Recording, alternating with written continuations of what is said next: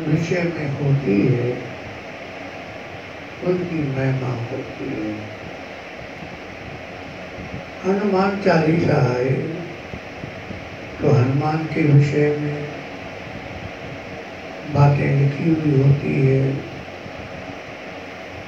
राम चालीसा हो, गायत्री चालीसा हो, शिव चालीसा हो, तो उनकी महिमा गाई जाती है।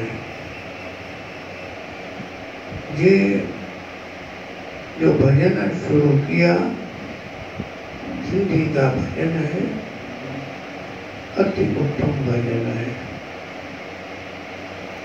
इनकी जो गहराई है वो समुद्र की तरह है। समुद्र का कोई अंत नहीं पाया जाता है। कितना गहरा है, 1 माइल नीचे गहरा है, 2 माइल गहरा है, कोई नहीं है। ये तो नजदीक की बातें हैं। जब 100 माइल 200 माइल दूर पहुंच जाता है तो कुछ भी मालूम नहीं पड़ता है। रामेश्वर में बहुत वर्ष पहले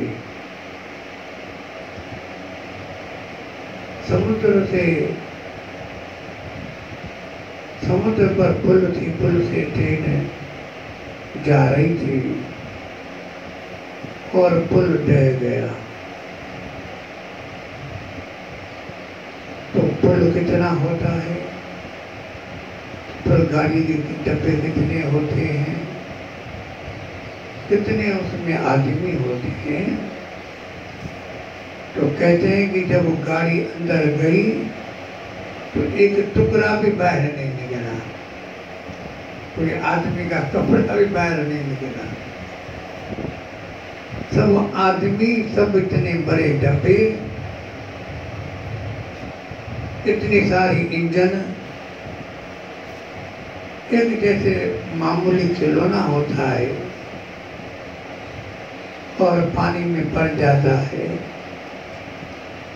वैसे खिलौने की तरह सारी ट्रेन अंदर समा गई। वर्षों बीत गए, कुछ भी बाहर नहीं निकला। तो ये तो समुद्र नजदीक था, और जहाँ पर समुद्र गहरा होता है तो उसकी बात क्या करें। तो ये भी जो भजन है वो इतना गहरा है। यहाँ पर जब हम पहुँचते हैं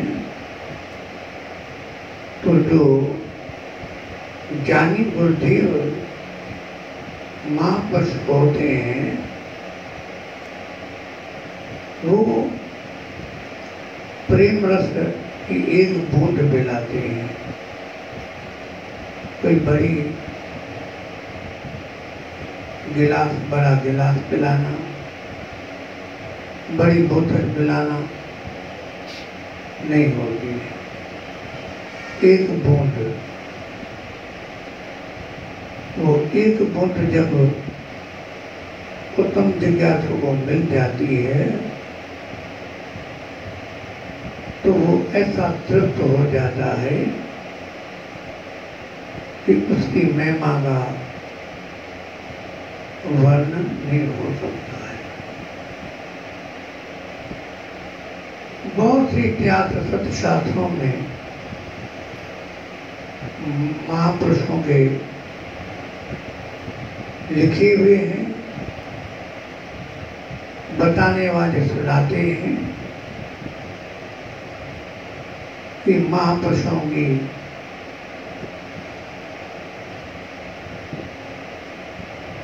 एक भी बूंद जिस जिज्ञासु के मुंह में पड़ जाती है, चाहे वो जल की हो,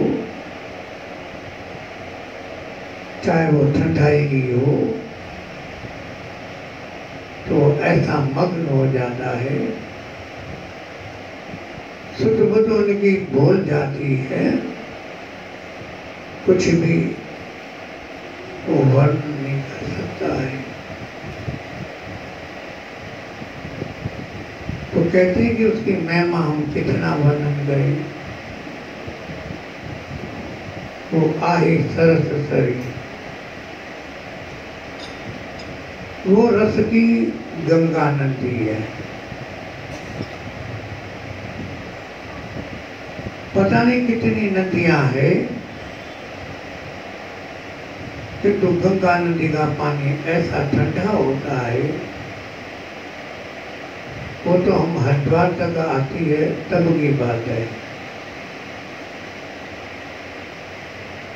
एक डुबकी लगाना भी पहले पे हर एक आदमी के बस की बात नहीं है। पता नहीं कैसे पांव पानी में डालते टुटते हुए अंदर पहुंचते हैं, डुबकी के पहले ही कांप जाते हैं, और जब डुबकी लगाते हैं तो सारा शरीर हिलने लग जाता है। आए हैं पानी में, यहाँ तक पहुंचे हैं, चलो एक डुबकी और लगा दो, तो लगा देते हैं हिम्मत से। फिर वो जल्दी जल्दी निकलने का प्रयास करते हैं, और 10-15 मिनट तक कपड़े भी उतार देते हैं, शरीर को पोंछ भी लेते हैं, कपड़े भी पहन लेते हैं, फिर भी कांप दे देते हैं। ऐसा गंगा का पानी है। ये तो हरिद्वार में आने से प्रभाव है, जहाँ से गंगा का उद्गम माना प्रारंभ होता है, वहाँ तो पांव रखना भारी है। डुबकी नहीं लगाई जाती है, और जो पांव हाथ से कोई पानी लोटा से पानी डाल दिया तो लोटा भी भारी पड़ जाता है। इतनी गंगा की ठंडक होती है। भली गंगोत्री और जमोत्री, दो धाराएं, इधर गंगा इधर यमुना, सब हिमालय से निकलती है। सब बर्फ का पानी गला हुआ होता है, किंतु गंगा में जो ठंडक है वो यमुना में ठंडक नहीं है। आते आते मथुरा तक वो यमुना का पानी बड़ा ठंडक से रहे तो करके आधा घंटा खड़े रहे, खूब डुबकियां लगाओ। वो हरिद्वार में पानी इतना ठंडा होता है कि 2 डुबकी लगाना मुश्किल होता है। वहाँ पर आप आधे घंटे 50-100 डुबकियां लगा दो। वही पानी हिमालय का है, वही पानी बर्फ का गला हुआ है। तो हर एक नदी का जो प्रभाव होता है वो सब अलग अलग होता है। तो ये भी ऐसा ही है। वही ज्ञान गंगा जो उन महापुरुषों के, जो महापुरुष निष्ठावान है, जिनका मन परमात्मा के चरणों में लगा हुआ है, उनके मुखारविंद से निकला हुआ ज्ञानामृत, ज्ञान का अमृत है, निकलता है, कानों के द्वारा हमारे हृदय में पहुंच जाता है। अधिकारी हो, अधिकारी का मतलब है जो संसार के काम क्रोध आदि विकारों से रहित साफ स्वच्छ अच्छे गुणों से युक्त होते हैं। उनके अंतःकरण में वो ज्ञाना अमृत कर्णों कान के द्वारा अंदर पहुंच जाता है। तो पहुंचते ही तीन ताप होती है। ताप का मतलब है दुख, पीड़ा, गर्माश। कभी कभी ऐसी घटना होती है जिस घटना के अंदर पहुंचते ही शरीर कांप जाता है। आपने सोचा है वो कंपन कहां से आया? पढ़ ली हमने गीता, सुन ली गीता संतों के द्वारा कि तो जिस अर्जुन ने केवल युद्ध के मैदान में अपने बड़े बड़े सपनों को देखा, देखते ही उनका शरीर कांप गया, ऐसा ढीला पड़ गया कि जैसे कोई 5-6 महीने का बड़ी बीमारी से उठा हुआ आदमी।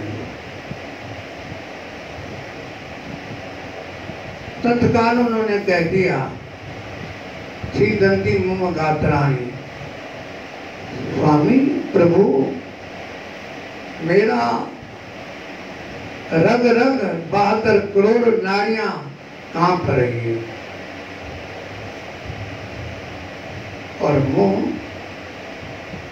सूप करके, गला सूप करके, कोई हमारे मुंह में रस नहीं है जो मुंह को गीला रखती है। जिस रस के द्वारा हम भोजन खाते हैं वो रस उसमें पड़ता है, वो भोजन हमारे पेट में जाता है। वो रस के न हो तो केवल भोजन से शक्ति नहीं मिलती है। जो आदमी बहुत बीमार होता है उन्हें नलियों के द्वारा भोजन पहुंचाया जाता है, किंतु वो भोजन केवल थोड़ा शरीर को चलाने का माध्यम होता है। वास्तविक मुंह के द्वारा चबा चबा कर खाने से वो जो रस होता है वो हमारे शरीर में पहुंचता है। उसके पहुंचने से शरीर में शक्ति आती है, बहुत बड़ी एनर्जी आती है। भोजन की शक्ति को चाराना भी नहीं होती है। पाराना शक्ति अपने जो परमात्मा के द्वारा हमारे सारे मुंह में, सारी नसों में रस भरा हुआ है, वो रस वहां से ही आता है, बनता भी वहां से है। वो ऐसा बनता है कि बैल का रस तो किसी काम का नहीं होता है। तो उस रस के द्वारा जो हमारे शरीर का बीमारी होती है वो भी बीमारियां उसके द्वारा ही शांत होती है। डॉक्टर लोग दवाएं कितनी भी कीमत की हो, एक टेबलेट, एक गोली 50 रुपए की हो, 100 रुपए की हो, शीशी का एक चम्मच लिया जाता है, तो वो जब हम पानी के द्वारा अंदर भेजते हैं तो वो कितनी शक्ति का कारण होता है। किंतु इतनी शक्ति नहीं मिलती है, मिलती है, जरूर मिलती है, बहुत मिलती है, किंतु वो हम गोलियां लेते रहे, खावे नहीं, तो डॉक्टर कहेंगे नहीं असर होगा, ध्यान दो, खाओ। क्या करें? मेरी स्थिति ऐसी है कि मैं सामने खाना आता है तो दिल उब जाता है, पता नहीं दिल कैसा हो जाता है। डॉक्टर कहता है कुछ भी हो तुझे खाना पड़ेगा, और वो खाओ, कैसे चबा चबा करके, ऐसे नहीं डाला, बस 2 बार दांतों से जो काटा। लोग बहुत से ऐसे करते हैं, गिलास उठाया, मुंह में डाला, जब तक दूसरा गिलास हाथ में आया तब तक मैं देखता वो गिलास तो अंदर चला जाता, तो वो खाना ताकत नहीं देगा, फिर भी देगा, बाहर से जाने की अपेक्षा वो भी देगा, किंतु जो हम खूब चबा चबा करके खाएंगे उस रस का जो आनंद होता है वो बड़ा आनंदमय आनंद होता है। न केवल शरीर को, नसों को पुष्ट करता है, किंतु हमारे मन को भी पुष्ट करता है, इंद्रियों को भी। इंद्रिय कौन?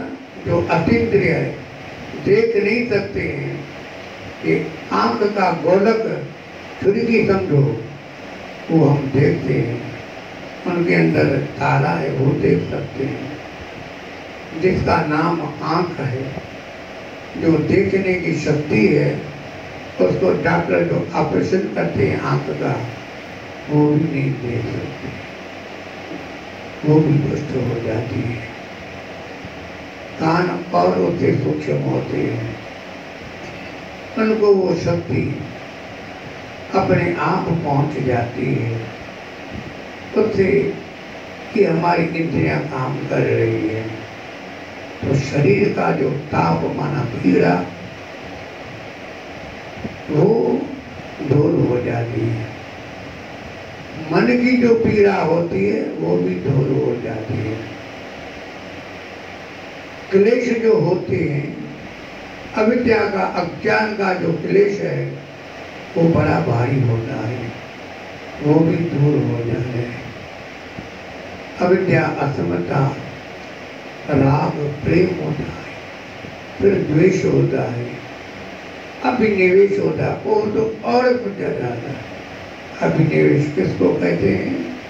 कि बुखार तो मेरे बेटे को है, बुखार मेरे पति को है, कोई भी प्रिय आदमी हो तो बुखार वाले को इतनी पीड़ा नहीं होती है, उसको देख करके जो उस पीड़ा को अपने अंतर में अनुभव करता है, वो बहुत दुख होता है, उनके दुख की बात कहने से बाहर हो जाती है।